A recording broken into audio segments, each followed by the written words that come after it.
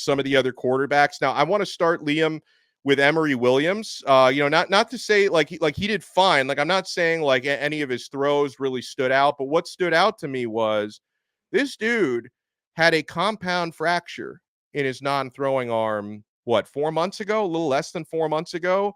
And he's already recovered to the point where Emory is practicing with zero restrictions and looking good, looking fine out there today. Now, he's probably going to redshirt this year.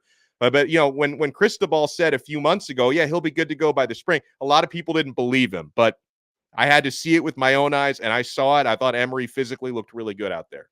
Yeah, if you didn't know what was going on with Emory Williams, you would have suspected nothing went wrong. There was no indications from him. And, that's good to see. He hurt his left arm, going for the extension on the first down. I think it was a fourth down right there. Yeah, it was. Florida State. So laid his body out on the line. That's what you like to see. But, a red shirt, like you said, likely on the way coming for him. There's just so much talent in this room. And, he flashed a lot in those 2 games that he started last year. So hoping that he's able to get healthy, take this time to learn under guys like Cam Ward and, hopefully a successful season for Miami where he can, build up his confidence and learn more about his game during this season. Yeah. I was watching Reese Poffenbarger, who's wearing the number 16. And we knew like he's not compared to the rest of the quarterback room, he looks small, right? Because you got Cam Ward is like 6'3", Jakari 6'5" or 6'4", 6'5", Emory 6'5", Judd Anderson is 6'7", and Reese is about 6 foot. But the arm talent looks really good there, Liam, and he connected with what I thought was one of the best plays in the practice, and I was sending this out to the Locked On Canes insiders when I saw it happen. He had like a kind of like a mid-range completion to Riley Williams, but it was Riley made the tight end, this crazy one-handed grab that was like one of the highlights. I thought that and the Restrepo deep ball were probably the highlights of the practice today. So I definitely saw some flashes from Reese. What about you?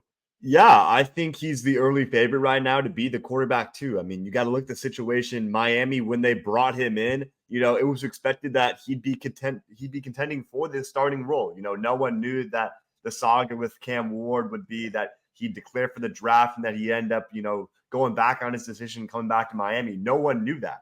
And, Poffenbarger showed, he was one of the best quarterbacks in the FCS last year at Albany, over 30 touchdowns passing, over 3,600 yards throwing. He's a talented guy. And, sure, he doesn't show it in his stature, but, he had some really good throws and he looked like he's a legit quarterback out there. And I don't think anyone was expecting to see that kind of production out of him in day one of camp. Who was it? Was it Basaint? Who was it afterwards that says that he's out there slanging it? Oh yeah, that was Elijah Arroyo. Oh, yeah. That was Arroyo. Okay, I couldn't remember who it was. He did. We all got a good laugh out of that. He said he's slanging it, but I mean, rightfully so. He was throwing the ball around very well today, and I'm excited to see the rest of spring how he looks.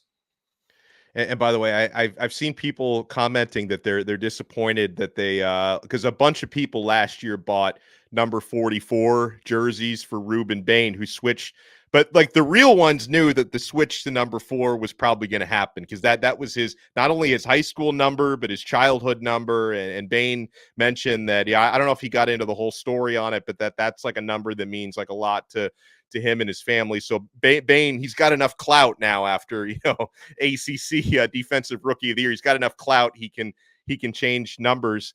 But no, I want to talk a little bit more about Elijah Arroyo, who we just brought up, because again, this is not just because he's recovering from serious knee injuries. Regardless of what he's coming back from, he's a standout out there. I've said this before and I'm doubling down on it because he even looked better than I thought he would today. But if healthy, when healthy, he's Miami's best tight end and starting tight end. And he looked excellent out there today.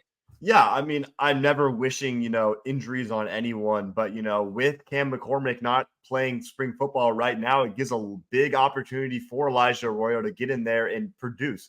Last year going into the season, he was on that Mackey watch list. And people were like, what's the deal with this guy? And, he really kind of got screwed over because he battled injuries. He tried to come back. He played during that Boston College game. And he only got one catch on the entire season. But now, Mario Cristobal said during his, post-practice availability that if anyone's the MVP so far of the offseason, it's Elijah Arroyo, not only from what he's done on the field, but from what he's been able to overcome in the process.